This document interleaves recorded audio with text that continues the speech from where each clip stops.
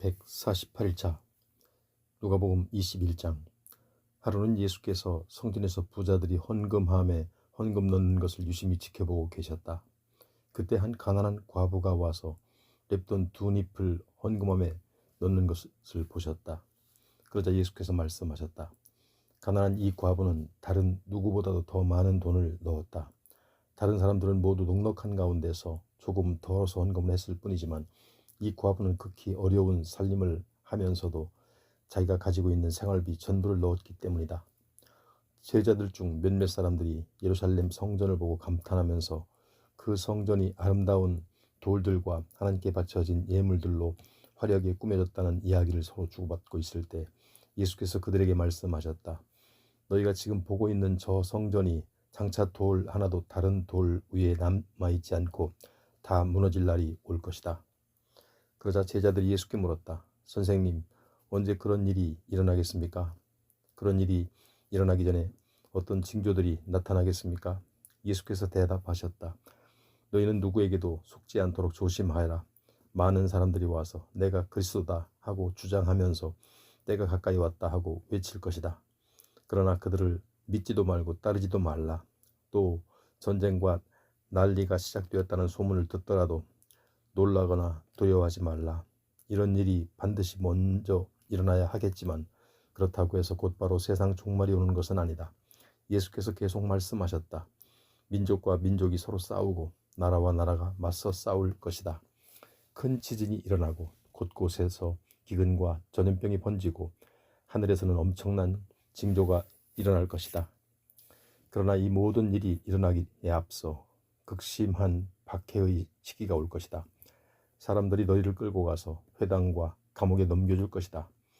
또 내 이름 때문에 너희가 왕들과 총독들 앞에 끌려 나갈 것이다. 그러나 오히려 그것이 사람들에게 나를 증거하는 기회가 될 것이다. 그러므로 너희는 어떻게 너희 자신을 변호할 것인지 미리부터 염려하지 않기로 결심하라. 그때 너희를 대적하는 자들이 반박할 수 없는 말과 지혜를 내가 너희에게 주겠다.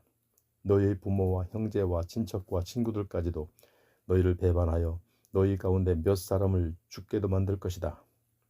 너희는 내 이름으로 인하여 모든 사람들에게 미움을 받을 것이다. 그러나 너희는 머리카락 하나도 상하지 않을 것이다. 너희가 굳게 서서 참고 견디면 너희는 영원한 생명을 얻을 것이다. 마침내 예루살렘 성읍이 이방 군대에게 포위당하는 것을 보거든 너희는 그 도성의 파멸이 가까이 이르렀음을 알아라. 그때에 유대에 있는 사람들은 얼른 산으로 도망하여라. 예루살렘 성읍 안에 있는 사람들은 속히 거기서 빠져나가고 시골에 있는 사람들은 예루살렘 성읍 안으로 절대 들어가지 말아라. 그때는 그 도성에 대해 기록된 모든 예언들이 실제로 이루어지는 두려운 징벌의 날이기 때문이다. 그날에는 아이벤 여자들과 젖먹이 딸린 여자들은 참으로 불행하다. 그 땅에 큰 환란이 임하고 그 백성에게 무서운 진노가 닥칠 것이기 때문이다. 그 백성들은 칼에 쓰러지고 여러 이방 나라들의 포로로 잡혀갈 것이다. 그리하여 예루살렘은 이방 사람들의 시대가 끝날 때까지 이방 사람들의 발에 짓밟힐 것이다. 그리고 그때에는 해와 달과 별들의 뚜렷한 징조가 나타날 것이다. 땅에서는 으르렁거리는 성난 파도와 파도 소리 때문에 모든 민족들이 괴로워하며 혼란스러워할 것이다. 사람들은 세상에 닥쳐올 끔찍한 재난들을 예상하고 공포에 사로잡혀 기절할 것이다. 천체가 마구 흔들릴 것이기 때문이다. 바로 그때에 사람들은 인자가 큰 권능과 영광에 둘러싸여 구름을 타고 이 땅에 임하는 것을 보게 될 것이다. 그러므로 이런 일들이 일어나기 시작하거든 너희는 일어서서 머리를 높이 들라. 마침내 너희의 구원이 가까이 이르렀기 때문이다. 예수께서 제자들에게 다시 비유로 말씀하셨다. 무화과 나무와 모든 다른 나무들을 보아라. 나뭇가지에 잎이 돋으면 너희는 여름이 가까운 줄을 안다. 마찬가지다. 너희도 이런 일들이 일어나는 것을 보게 되면 하나님의 나라가 가까이 이른 줄 알라. 내가 진정으로 너희에게 말한다. 이 세대가 끝나기 전에 이 모든 일들이 다 일어날 것이다. 비록 하늘과 땅은 없어질지라도 내 말은 결코 없어지지 않을 것이다. 너희는 정신을 바짝 차려라. 그렇지 않으면 방탕하고 술 취하고 세상살이에 대한 걱정으로 마음이 짓눌려서 그날이 뜻밖의 덫과 같이 너희에게 갑자기 닥쳐올 것이다. 그날은 땅 위에 사는 모든 사람들에게 닥칠 것이다. 그러므로 너희는 앞으로 일어날 이 모든 끔찍한 일들을 겪지 않고 인자 앞에 설 수 있도록 늘 깨어서 기도하라. 예수께서는 낮에는 성전에서 가르치시고 저녁이 되면 올리브산에 가셔서 밤을 지내셨다. 그리고 사람들은 예수의 말씀을 들으려고 이른 아침부터 성전으로 모여들었다. 22장.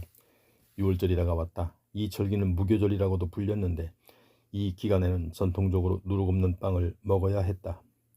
그런데 대제사장들과 율법 교사들은 예수를 교묘하게 죽일 방도를 열심히 찾고 있었다. 그것은 그들이 예수를 따르는 무리를 두려워했기 때문이었다. 그때 사탄이 예수의 12 제자 가운데 하나인 가룟 유다에게로 들어갔다. 가룟 유다는 대제사장들과 성전 경비대장을 찾아가 예수를 그들의 손에 넘겨줄 방법을 의논하였다. 그러자 그들은 무척 기뻐하면서 가룟 유다에게 돈을 주겠다고 약조했다. 유다도 이에 동의하고 그때부터 그는 사람들이 없을 때 예수를 그들의 손에 넘겨줄 기회를 엿보기 시작했다. 6월절 양을 잡고 또 누룩 없는 빵을 먹는 무교절이 되었다. 예수께서는 베드로와 요한에게 말씀하셨다. 너희는 가서 우리가 먹을 수 있도록 6월절 음식을 준비하여라. 그들이 예수께 물었다. 어디에다 준비할까요? 주께서 대답하셨다. 예루살렘 성읍 안으로 들어가면 너희는 물동이를 메고 가는 사람을 만날 것이다. 그러면 너희는 그 사람이 들어가는 집으로 따라 들어가라. 그런 다음 그 사람에게 말하기를 우리 선생님께서 제자들과 함께 6월절 음식을 드실 방이 어디에 있느냐고 하십니다 하여라. 그러면 그 사람은 잘 정돈된 2층 넓은 방을 너희에게 보여줄 것이다. 거기에다 너희는 6월절 음식을 준비하도록 하여라. 제자들이 길을 떠나보니 과연 모든 것이 예수께서 말씀하신 그대로였다. 그래서 제자들은 그곳에다 6월절 음식을 준비하였다. 시간이 되자 예수께서는 제자들과 함께 식탁에 앉으셨다. 예수께서 제자들에게 말씀하셨다. 내가 고난을 당하기 전에 너희와 함께 이 6월절 음식을 먹기를 참으로 간절히 원했다. 내가 너희에게 말한다. 이제 하나님 나라에서가 아니면 앞으로 다시는 내가 6월절 음식을 먹는 일이 없을 것이다. 그리고 예수께서는 잔을 들어 감사기도를 드리신 다음 제자들에게 말씀하셨다. 자, 이 잔을 받아 너희가 서로 나누어 마셔라. 내가 너희에게 말한다. 하나님 나라가 임할 때까지 이제 나는 포도나무 열매에서 난 것을 다시는 마시지 않을 것이다. 예수께서 또 빵을 들어 감사기도를 드리신 다음 그것을 떼어 제자들에게 주시며 말씀하셨다. 자, 이것은 너희를 위하여 주는 나의 몸이다. 이것을 먹어 나를 기념하여라. 6월절 식사가 끝나자 예수께서 또 잔을 들고 감사기도를 드리신 후에 제자들에게 말씀하셨다. 이 잔은 내가 너희를 위하여 흘리는 바 내 피로 세우는 새 언약이다. 그러나 보라, 이 식탁에 앉아있는 한 사람이 나를 배반할 것인데 지금 그의 손이 내 손과 함께 식탁에 놓여 있다. 인자는 하나님께서 정하신 길로 갈 것이지만 인자를 팔아넘기는 그 사람에게는 화가 있을 것이다.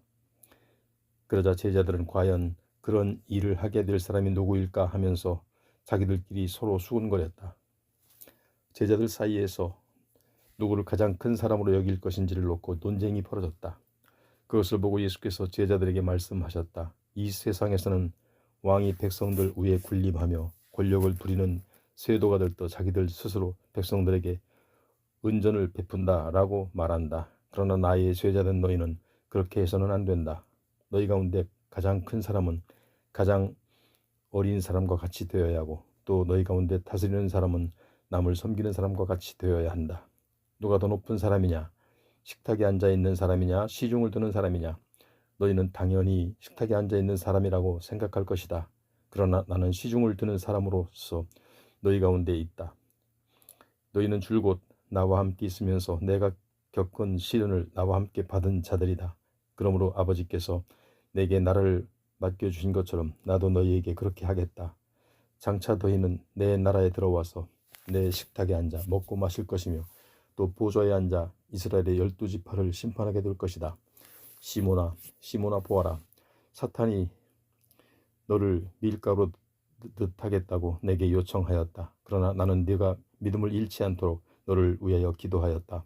장차 내가 깨닫고 돌이킨 후에는 네 형제들을 굳세게 하여 그들에게 힘이 되어 주어라. 그러자 베드로가 예수께 대답했다. 주님, 저는 이미 주님과 함께 감옥에 갈 만반의 각오가 되어 있습니다. 죽음까지도 마다하지 않겠습니다. 예수께서 대답하셨다. 베드로야, 내가 네게 말한다. 오늘 달기 울기 전에는 너는 나를 3번까지 모른다고 부인할 것이다. 그리고 예수께서 제자들에게 물으셨다. 일전에 나는 너희를 보내면서 지갑이나 식량, 자루나 여분의 신발을 가져가지 말라고 했지만 어디 한 가지라도 부족한 것이 있었더냐? 제자들이 대답했다. 하나도 없었습니다. 예수께서 제자들에게 말씀하셨다. 그러나 이제부터는 지갑이 있으면 지갑을 챙기고 자루가 있으면 자루를 챙겨라. 또 칼이 없는 사람은 겉옷을 팔아서 칼을 사라. 내가 너희에게 말한다. 성경에 보면 그가 범죄자들과 한패로 여겨졌다라고 기록되었는데 그 말씀이 나를 통해서 이루어지게 될 것이다. 그렇다. 나에 관하여 기록된 이 일들이 이루어질 때가 지금 시시각각 다가오고 있다. 제자들이 예수께 대답했다. 주님 보십시오. 여기에 칼 2자루가 있습니다. 예수께서 제자들에게 말씀하셨다. 그만, 그것으로 충분하다. 예수께서 밖으로 나아가셔서 평소처럼 올리브산으로 올라가셨다. 제자들도 예수의 뒤를 따랐다. 그곳에 이르자 예수께서 제자들에게 이르셨다. 시험에 빠지지 않도록 하나님께 기도하여라. 제자들과 떨어져 예수께서는 돌을 던져서 닿을 만한 곳으로 가시더니 무릎을 꿇고 하나님께 기도하셨다. 아버지, 만일 아버지께서 원하신다면 이 잔을 내게서 거두어 주옵소서. 그러나 내 뜻대로 되게 하지 마옵시고 아버지 뜻대로 되게 하옵소서. 그때 하늘에서 천사가 나타나더니 예수께 기운을 북돋아 주었다.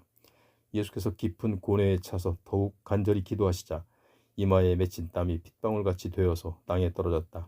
기도를 마치고 일어나 예수께서 제자들에게 돌아가 보시니 제자들은 슬픔에 지쳐 깊이 잠들어 있었다. 그래서 예수께서 제자들에게 말씀하셨다. 어찌하여 자고 있느냐? 일어나 시험에 빠지지 않도록 기도하여라. 예수께서 제자들에게 아직 말씀을 하고 계실 때 한 무리의 사람들이 몰려왔다. 12제자 가운데 한 명인 가룟 유다가 앞장서서 그 무리를 이끌고 있었다. 가룟 유다는 예수께 다가와 예수의 뺨에 입을 맞추었다. 예수께서 그에게 말씀하셨다. 유다야, 너는 입맞춤으로 인자를 팔아넘기려 하느냐? 다른 제자들이 지켜보고 있다가 예수께 말했다. 주님, 우리가 칼을 써야 하지 않겠습니까? 그러고서 제자들 가운데 한 사람이 대제사장의 종을 칼로 내리치자 그의 오른쪽 귀가 떨어져 나갔다. 그러나 예수께서 그만두어라 하며 만류하시고는 그 사람의 귀를 만져 고쳐주셨다. 그런 다음 예수께서는 자신을 체포하러 온 대제사장들과 성전 경비대장들과 장로들에게 물으셨다. 당신들이 이렇게 칼과 몽둥이로 무장하고 다니 내가 강도라도 된단 말이요? 내가 날마다 성전에서 당신들과 함께 있었는데도 당신들은 내게 손도 대지 않았소. 그러나 이제는 당신들의 때가 되었소. 어둠의 권세가 기세를 부릴 때가 온 것이요.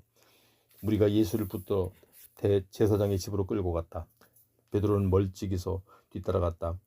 우리가 뜰 한가운데에 불을 피워놓고 둘러앉아 베드로도 그들 가운데 슬며시 끼어 앉았다. 그때 한 여종이 불을 쬐며 앉아있는 베드로를 보았다. 그 여종은 베드로를 빤히 쳐다보다가 말했다. 틀림없어요. 이 사람도 예수와 한패예요. 그러자 베드로는 부인하며 말했다. 이 여자야, 나는 그 사람을 알지 못해. 조금 뒤에 다른 사람이 베드로를 보고 말했다. 당신도 그들과 한패였지. 그러자 베드로는 이 사람아, 나는 아니야 하고 부인했다. 1시간쯤 지났을 때 또 다른 사람이 베드로를 보며 강경하게 말했다. 이 사람도 갈릴리 출신인 걸 보니 틀림없이 예수와 한패요. 그러나 베드로는 강력하게 부인하며 말했다. 이 사람아, 난 자네가 도대체 무슨 말을 하는지 전혀 모르겠소. 베드로의 이 말이 채 끝나기도 전에 달기 곧 울었다. 그리고 예수께서 돌아서서 베드로를 똑바로 쳐다보셨다. 그제야 베드로는 오늘 달기 울기 전에 네가 나를 3번이나 모른다고 부인할 것이다 하고 예고하신 주님의 말씀이 생각이 났다.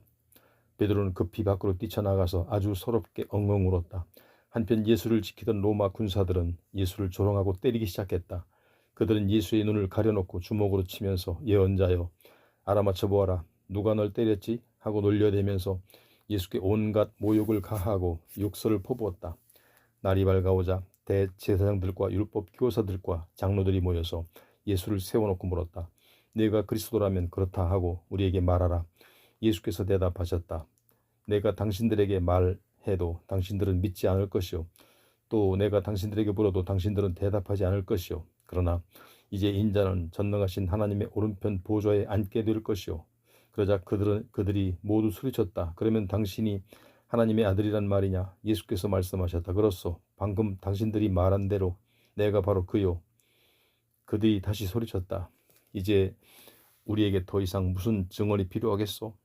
우리 모두는 그가 자기 입으로 하는 말을 직접 들었으니 말이요. 23장. 거기 모인 사람들이 모두 자리에서 일어나 예수를 총독 빌라도에게 끌고 갔다. 그리고 그들은 예수를 고발하기 시작했다. 이 사람은 우리 백성을 어지럽히고 있습니다. 로마 정부에 세금을 바치지 말라고 선동하고 또 자기가 그리스도라고 주장합니다. 그러자 빌라도가 예수께 물었다. 당신이 유대인의 왕이요? 예수께서 대답하셨다. 당신이 지금 그렇게 말하고 있소.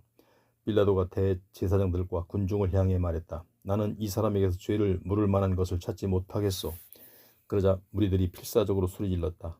저 사람은 갈릴리에서부터 이곳 예루살렘까지 온 유대 땅을 돌아다니면서 가르치고 백성들을 선동한 자입니다. 이 말을 듣고 총독 빌라도가 물었다. 이 사람이 갈릴리 사람이요? 빌라도는 예수가 분봉왕 헤롯의 관할 하에 있었다는 것을 알고는 예수를 헤롯에게 보냈다. 그때 헤롯은 예루살렘에 와 있었다. 헤롯은 예수를 보자 매우 기뻐하였다. 그는 오래전부터 예수에 대해 많은 이야기를 들어온 터라 예수가 기적을 행하는 것을 직접 보고 싶었기 때문이었다. 그래서 헤롯은 예수께 이것저것 많은 것들을 물어보았지만 예수께서는 아무런 대답도 하시지 않았다. 그리고 대제사장들과 율법 교사들은 곁에 서서 예수를 맹렬하게 고발하는 말들을 했다. 그러자 헤롯은 자기 병사들과 함께 예수를 모욕하고 조롱한 후 예수에게 화려한 옷을 입혀서 빌라도에게 되돌려 보냈다. 헤롯과 빌라도가 이전에는 원수처럼 지냈으나 그날에는 친구 사이가 되었다. 로마 총독 빌라도가 대제사장들과 율법 교사들과 백성들을 불러 모으고는 그들에게 말했다. 당신들은 유대 백성들을 반역하도록 선동하는 이유로 이 사람을 나에게 데리고 왔소. 그래서 당신들이 보는 앞에서 이 사람을 신문했지만 죄를 물을 만한 것을 찾지 못했소. 헤롯 역시도 나와 같은 결론에 도달하여 예수를 우리에게 되돌려 보냈소. 아무래도 이 사람은 사형을 받을 만한 일을 저지르지 않았소. 그러니 나는 이 사람을 매질하게 한 후 풀어주어야겠소.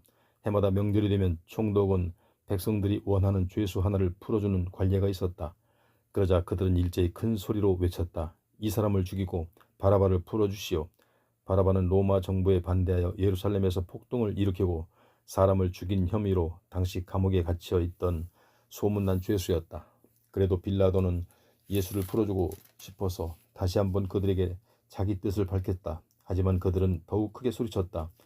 그 자를 십자가에 못 박으시오. 그 자를 십자가에 못 박으시오. 빌라도가 세 번째로 그들에게 말했다. 왜들 이러시오. 도대체 이 사람이 무슨 죽을 죄를 지었단 말이오. 나는 그에게서 사형에 해당하는 죄를 전혀 찾지 못했소. 그러니 그를 매질하는 다음 풀어주도록 하겠소. 그러나 대제사장들과 율법 교사들과 백성들은 더욱 큰 소리로 아우성을 쳤다. 그 자를 십자가에 못 박으시오.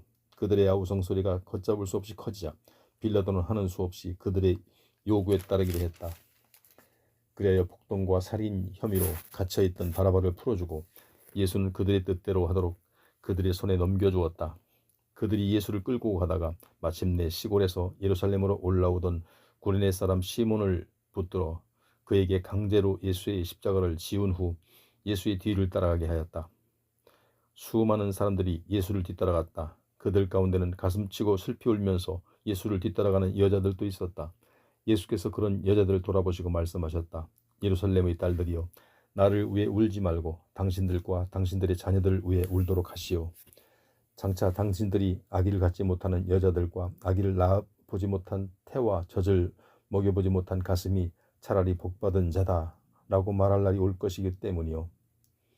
그때의 사람들이 산을 향해 부르짖기를 우리 위에 무너져 내리라 하겠고 언덕을 향해 소리치기를 우리를 덮어버려라 할 것이요.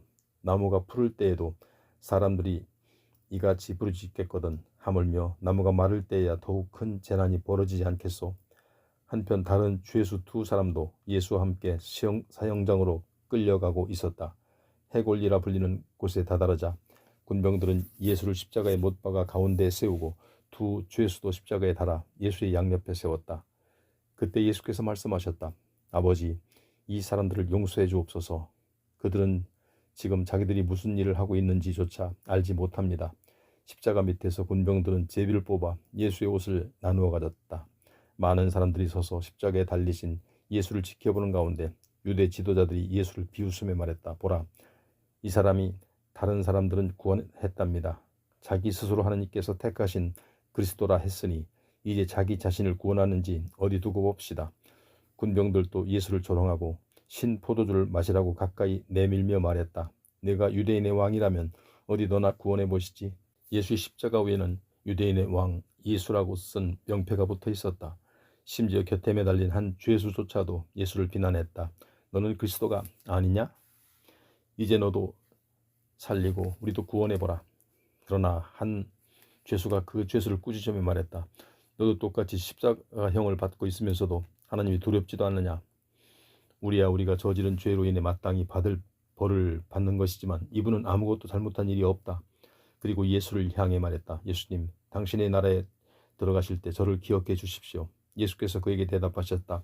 내가 진정으로 당신에게 말하겠소. 당신은 오늘 나와 함께 낙원에 있을 것이요.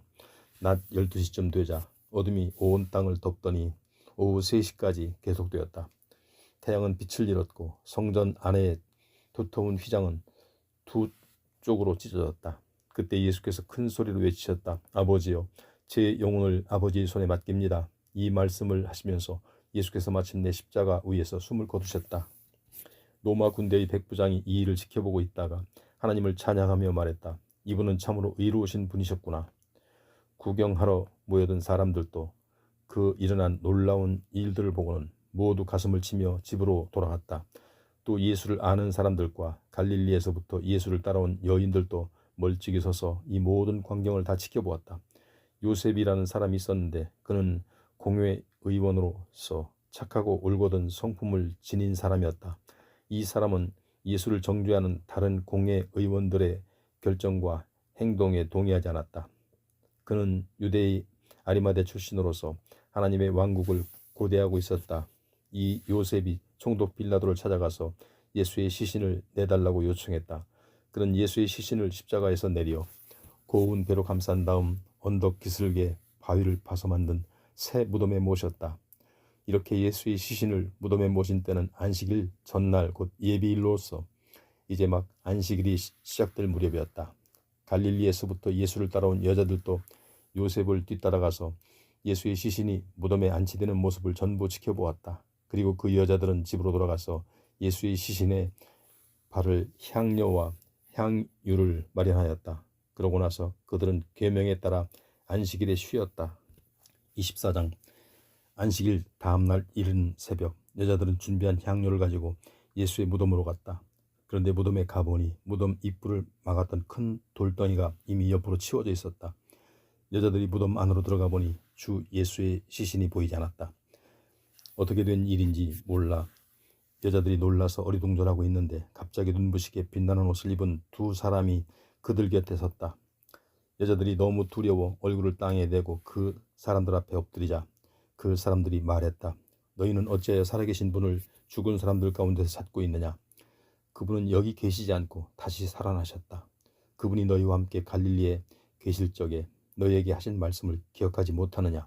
인자는 반드시 죄인들의 손에 넘겨져서 십자가에 못 박히고 사흘 만에 다시 살아날 것이다 하고 말씀하시지 않았느냐? 그제야 여자들은 예수께서 하신 말씀을 기억했다. 여자들은 무덤에서 나와 11 제자와 그 밖에 다른 사람들에게 이 모든 일들을 전해주었다.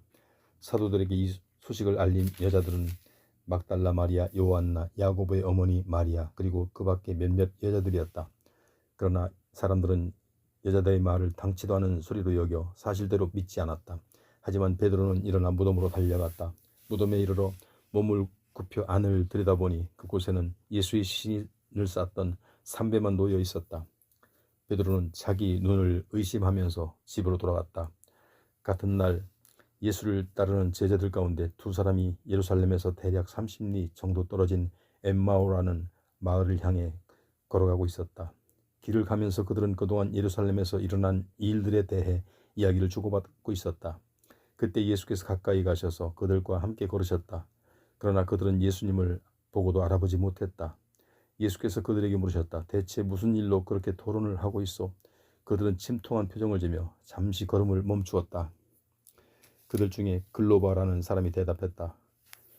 당신은 지금 예루살렘에서 오고 있으면서도 최근에 거기서 무슨 일이 일어났는지를 정말 모른단 말이요? 예수께서 다시 물으셨다. 예루살렘에 무슨 일이 일어난 거요? 그들이 대답하였다. 나사렛 예수에 관한 일이요. 그분은 하나님과 모든 사람들 앞에서 말로나 행동으로나 놀라운 권능을 지니신 참 예언자였소. 그런데 대제사장들과 우리 지도자들이 그분을 넘겨주어 결국 사형 선고를 받게 하였고 마침내 그분을 십자가에 못 박았소. 사실 우리는 그분이야말로 이스라엘을 구원하실 분이라는 걸 잘 알고도 그분에게 소망을 품어왔었소. 어디 그뿐이겠소. 그런 일이 일어난 지 사흘 후에 더 놀라운 일이 벌어졌소. 우리 가운데 몇몇 여자들이 우리에게 놀라운 소식을 전해주었소. 오늘 이른 새벽에 여자들이 예수의 무덤에 갔는데 그분의 시신을 찾지 못하고 돌아와서는 우리에게 하는 말이 글쎄 자기들이 천사들을 보았는데 천사들이 말하기를 예수께서 살아계신다 하면서 그 소식을 모두에게 전하라고 하더라는 것이요. 그래서 우리 동료 몇 사람이 예수의 무덤에 달려가 보니 과연 여자들이 말한 대로였소. 그들도 역시 예수의 시신을 보지 못했다는 거요. 그 모든 말을 듣고 예수께서 그들에게 말씀하셨다. 당신들은 정말로 어리석군요. 예언자들이 한결같이 말해온 것들을 어찌 그리 마음에 더디 믿는단 말이요. 그리스도가 마땅히 그런 고난을 겪고서 자기 영광에 이르게 된다고 말하지 않았소. 그러고 나서 예수께서는 모세부터 시작해서 구약의 예언자들이 기록해 놓은 구절들을 일일이 인용해 가면서 예수 자신에 관해 적혀 있는 것들을 일일이 설명해 주셨다. 어느덧 두 제자가 가고자 하는 마을에 거의 다다랐다. 하지만 예수께서는 더 멀리 가시려고 하셨다. 그러자 그들이 한사코 예수께 권유했다. 날이 저물었으니 여기서 우리와 함께 묵었다가 가십시오. 그래서 예수께서는 그들과 함께 묵으려고 집으로 들어가셨다. 그리고 그들과 함께 음식을 먹으려고 식탁에 앉으셨을 때 예수께서 빵을 들어 감사기도를 올리신 후 떼어서 그들에게 나누어 주셨다. 그제야 그들의 눈이 열려 비로소 예수를 알아보았다. 그러나 바로 그 순간 예수께서 그들이 눈앞에서 사라지셨다. 그들이 서로 이야기했다. 그래, 길에서 그분께서 말씀하시고 우리에게 성경 말씀을 풀이해 주실 때 우리 마음이 뜨겁게 불타오르지 않더냐?